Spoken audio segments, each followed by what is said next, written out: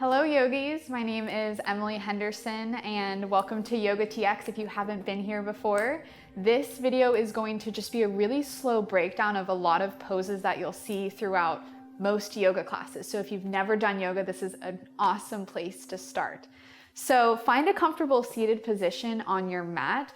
Sometimes I like to prop myself up on a blanket or a block to raise the hips above the knees, and grab whatever you need and find a comfortable seat.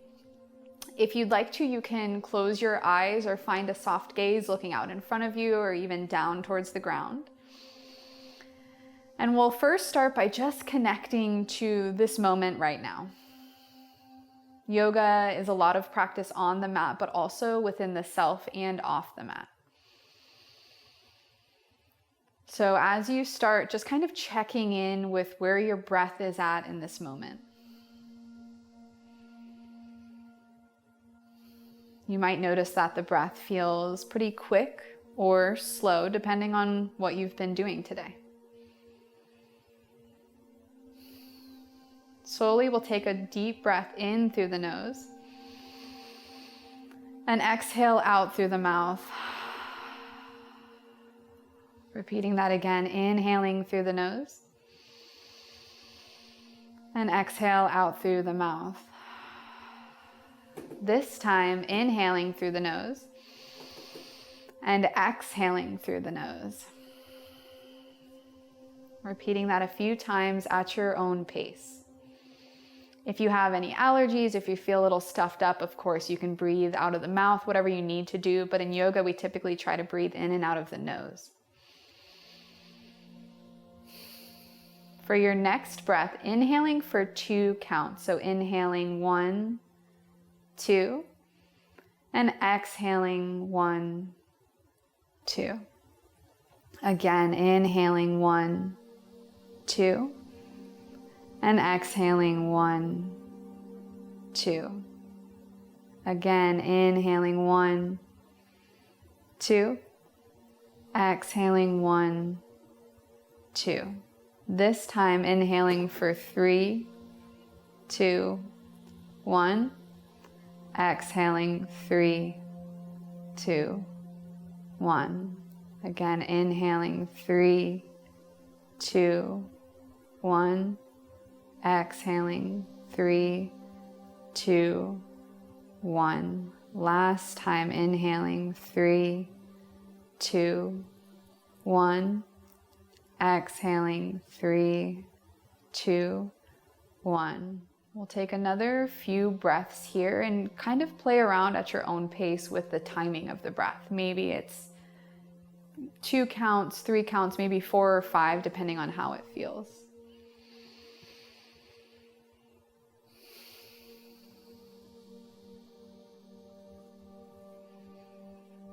Just allowing the mind and body, as well as breath, to just slow down.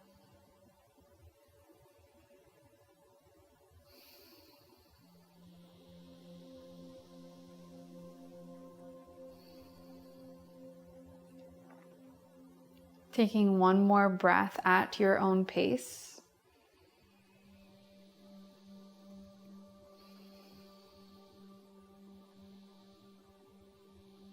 And then slowly blinking the eyes open. We'll move into our first pose of child's pose. So this is a really nice stretch of the lower back, and a lot of times in yoga we'll use this as a restful pose. So you'll have the knees wide and the toes will come just to slightly touch behind you. And then a couple different options here. You can extend the arms out in front of you. If you find that it feels like this is pretty deep of a stretch, maybe you'll place a blanket or a pillow or even a block, if you have a yoga block, underneath your forehead here. If the forehead does meet the ground, placing the head on the ground, and this should feel really restful here.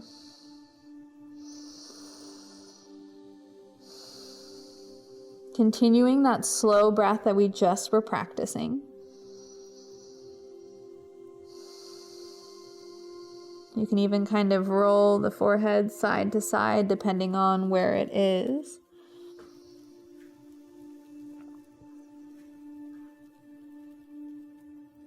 And then on your next inhale, we'll bring the hands underneath the shoulders and coming into tabletop pose. So this is a pose you'll see really often in yoga. The hands are right below the shoulders. We don't want them out in front or too far behind. And then the knees are right beneath the hips.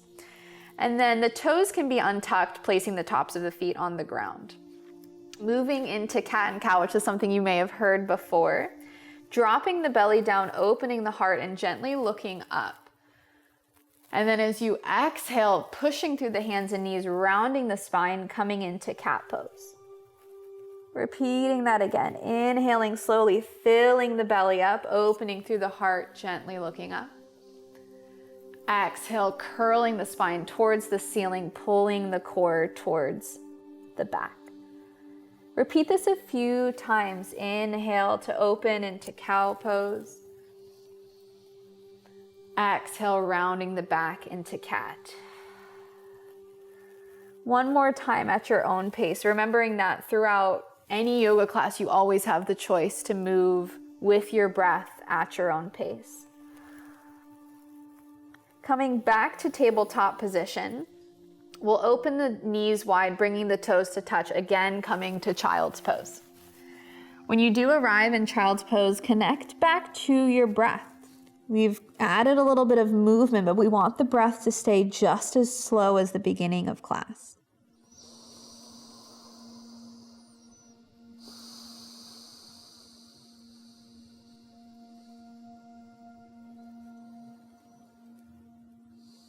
Slowly coming back onto hands and knees. And we'll move into downward facing dog, tucking the toes under, spreading the fingers really wide, and lifting the hips towards the ceiling. Keeping a pretty deep bend in the knees here, and we really want to push through the pointer finger and thumb of the front palm. If this feels really tight on your shoulders, you can open your hands a little bit wider and even turn your hands out to about the corners of the room, not all the way out to the side. Bending into one knee and then the other, finding a little bit of movement here. The goal is to find length from the wrists all the way up to the hips. And you'll see my knees are still really bent, but I'm feeling plenty of a stretch. So we don't have to straighten through the legs. But eventually you might straighten into one leg and then the other, depending on your practice. And then slowly walking the feet towards the top of the mat. Bending into the knees pretty deeply here and coming towards a forward fold. So depending on your body, for the forward fold, deep end of the knees will release the lower back. When you straighten into the knees, that'll get more into the hamstrings. So it just depends on what you want in your body. You're getting a stretch regardless. And then slowly rolling up to standing, one vertebra at a time. We'll raise the arms up towards the ceiling. And hands come to heart center, releasing the hands down by the sides for Tadasana. So Tadasana, mountain pose, is a really simple pose, but a lot of effort is actually happening. So we're pushing through the balls of the feet as well as the heels. We're reaching through the legs, finding engagement of the quads as well as the hamstrings. The core is pulling towards the spine. The shoulders are stacked right above the hips. And the arms are down by the sides. Just taking one breath here and finding a little bit of your power. This is Tadasana. It's also known as a power pose outside of yoga. Releasing the arms down. We'll step the left foot back, coming into warrior one pose. So the back foot's at a 45-degree angle and there's about a 90-degree bend in this front knee. Raising the arms up, and the shoulders will release away from the ears. What we want to focus on here, again, is keeping the shoulders above the hips, and that left hip's pulling forward, the right hip's pulling back into the socket. From here, we'll open into warrior two pose. So you might open your stance a little bit wider, and you might walk this front foot more towards the center of the mat. The arms open, gazing over the right middle finger. Again, just finding a breath here.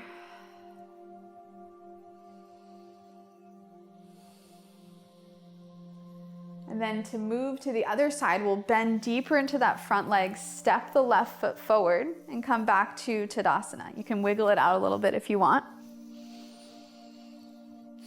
And then stepping the right foot back, again, finding that 45-degree angle with the back foot, bending into the front knee, the arms will raise.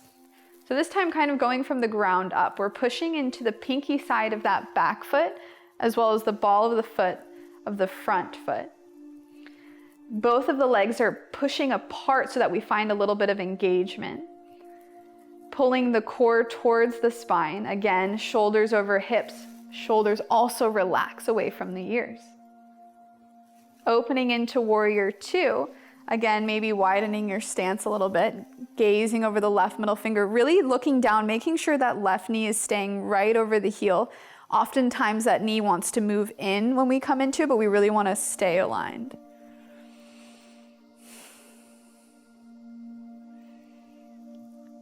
One more breath here, inhaling. Exhale, bending into the front leg, stepping the right foot forward, wiggle it out a little bit. Inhale, raising the arms up. And then as we exhale, we'll move into that forward fold again, bending through the knees as much as you'd like. Nodding the head yes and no. And then placing the hands down, we'll step the feet back, placing the knees down for child's pose again. Toes come to touch.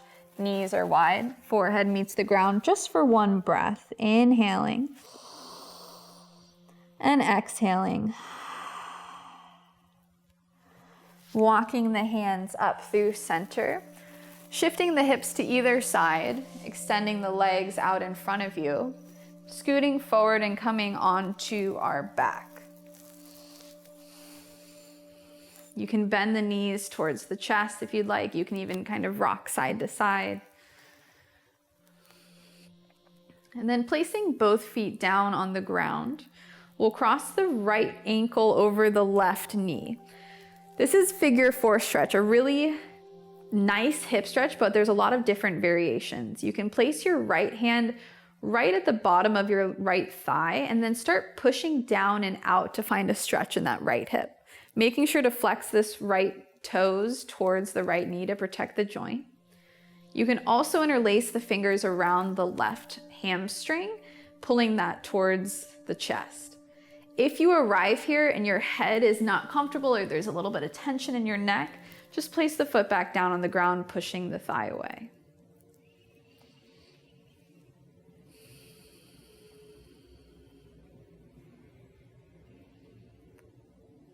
And then gently placing the right foot down on the ground and switching sides. Crossing the left foot now over the right knee.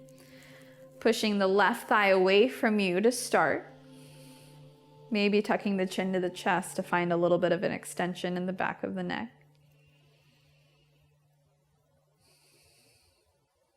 You might wrap those hands around the right hamstring depending on how you feel. Again, pulling both toes towards the knees to protect the knees.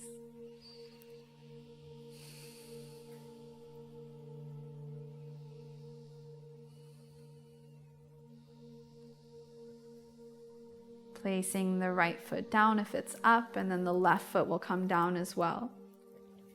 One last time, pulling the knees towards the chest, gently rocking side to side. And then extending both legs long, arms come down by the sides for Shavasana. Shavasana is one of my favorite poses. It's also sometimes tough because there is a lot of stillness. So Shavasana translates to final resting pose because this pose takes no energy at all. So allow the arms to extend down by the sides, palms facing the ceiling. Legs extend long, toes might fall out to the edges of the mat. Back of the head is really relaxed.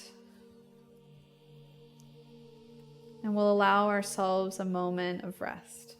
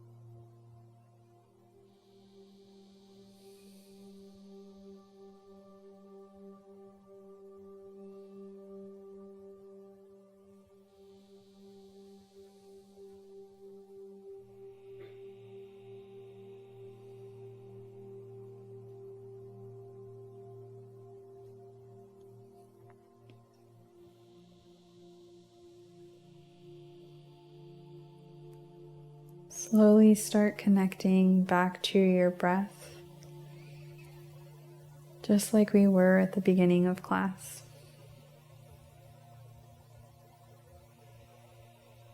You may wiggle into the fingers or toes, maybe rocking the head from one side to the other.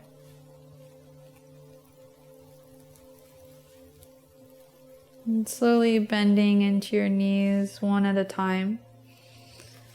And rolling over onto your side using your upper arm as a pillow for the head. And then pushing yourself up to Sukhasana, easy seat, which is just how we started. Bringing the hands together in front of your heart.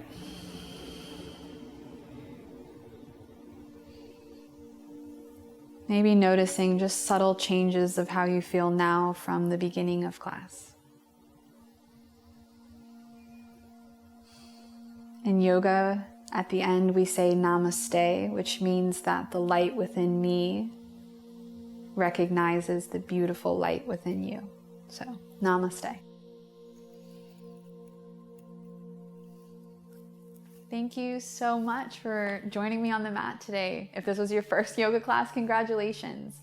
If you want to stay connected with YOGATX, know that we do have yogatx.org, which is where you can sign up for our newsletter. And know that we do have the 30-day challenge coming up along with this video. So please join us for that if you'd like to. We also have Yoga VIDA, which we're really trying to encompass a community within YOGATX. So it's uninterrupted yoga classes. There'll be lots of different types of classes, even outside of yoga. So feel free to check that out. If you'd like to connect with me, I'm on Instagram as EmilyHenderson_yoga, as well as Facebook as Emily Henderson Yoga. Thank you so much and have a great day.